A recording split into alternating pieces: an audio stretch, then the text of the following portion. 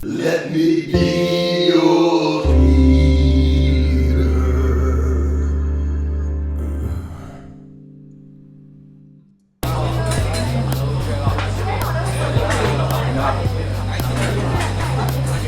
Even with debit cards, I personally had a hard time with cashless because when you're not like handling money, it's easy to just spend it like it's water, like it's nothing. Like I definitely benefit from counting the bills and handing them over to like make that connection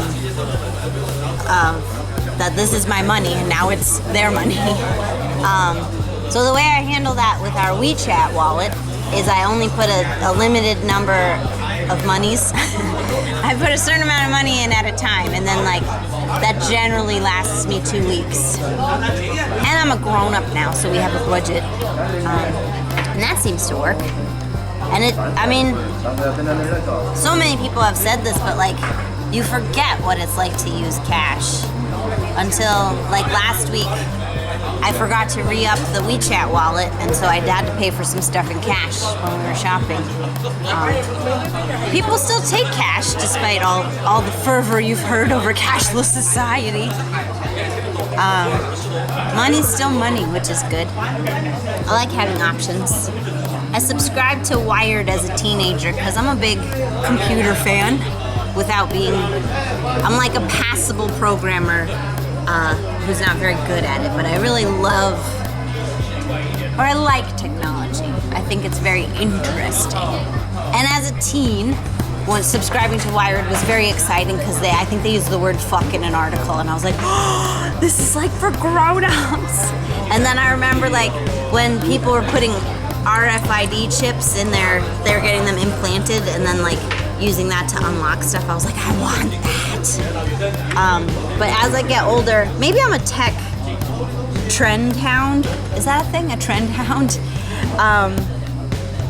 Because now I'm all about like privacy and like tech companies are overreaching, which is trendy and true and trendy to be on that bandwagon. I guess the thing with RFID was that's yours.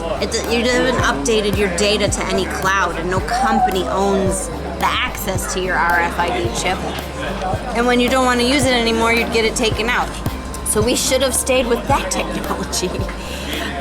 Because the thing about cashless is it's so convenient, and WeChat knows everything about our spending hats. Our spending hats? We don't buy a lot of hats, but WeChat knows it, and Alipay knows what we buy on Taobao every month. And what they're doing with that information, I don't know, but it's probably not beneficial to me. It benefits them because they're companies. And the same, it's not Chinese companies. American companies are also as invasive with the data they collect about you and sell. So that means I rant about it a lot, but I don't stop using it. It's one of Emily's conundrums. We have WeChat also, because WeChat does everything. WeChat tells you if you have coronavirus. WeChat spends your money. WeChat schedules your yoga classes. And it's great. It's so convenient. And they installed a kiosk at the front door of our apartment complex that you can unlock the front door with a scan of your face, which, upholding my tech paranoiac, I always turn my face away from that camera. You have to sign up for it to actually work, but it will still like register a face is there and just say like this face is unknown.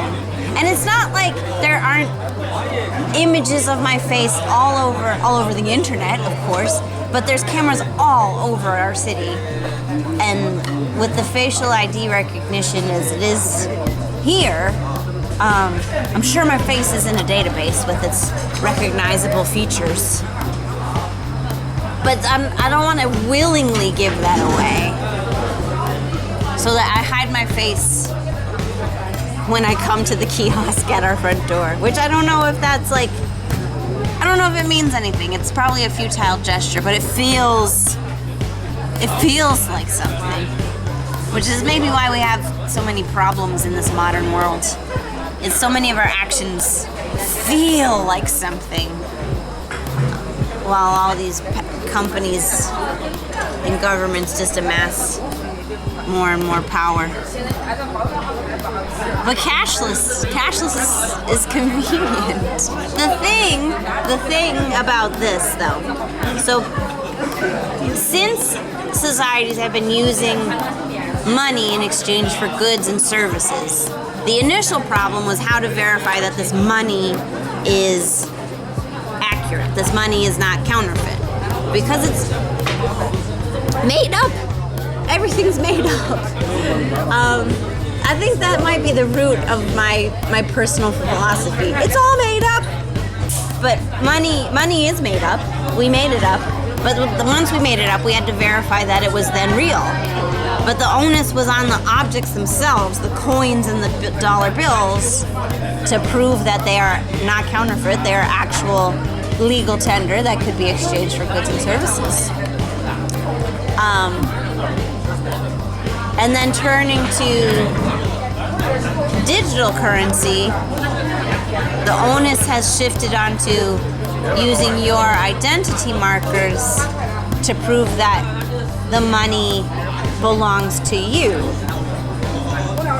Which I feel like we should have thought about more before we did that. Because then there is like, these companies feel like they have a right to your data so that you can use their products.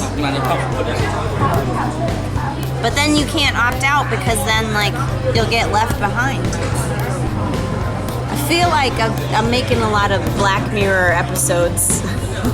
But it is like, we should think more about the things that the choices that we make. I still subscribe to Wired magazine, just digitally now. And they had a recent opinion piece about, I can't think, it was a progressive politician in the vein of Elizabeth Warren calling for a simplification of these processes, these tech processes, these tech company overreaches of data and risk. Because that's also the thing, is the risk is always on you. It's not on the company if something goes wrong. And I think it was he was arguing, you don't have to sign a waiver saying that you understand the aeronautical engineering to get in a plane and waive your right to be angry if it crashes. But tech companies want you to take all the risk so that they can sell all your data. And like, what are you doing with my data? You're selling more things to me, I guess, and abusing it with law enforcement. Neither of which are things I want. But cashless is so convenient. I'm not gonna go back to cash. It's dirty. They won't buy me concert tickets anymore. I have to do that via an app. I guess I'll be the singularity one day.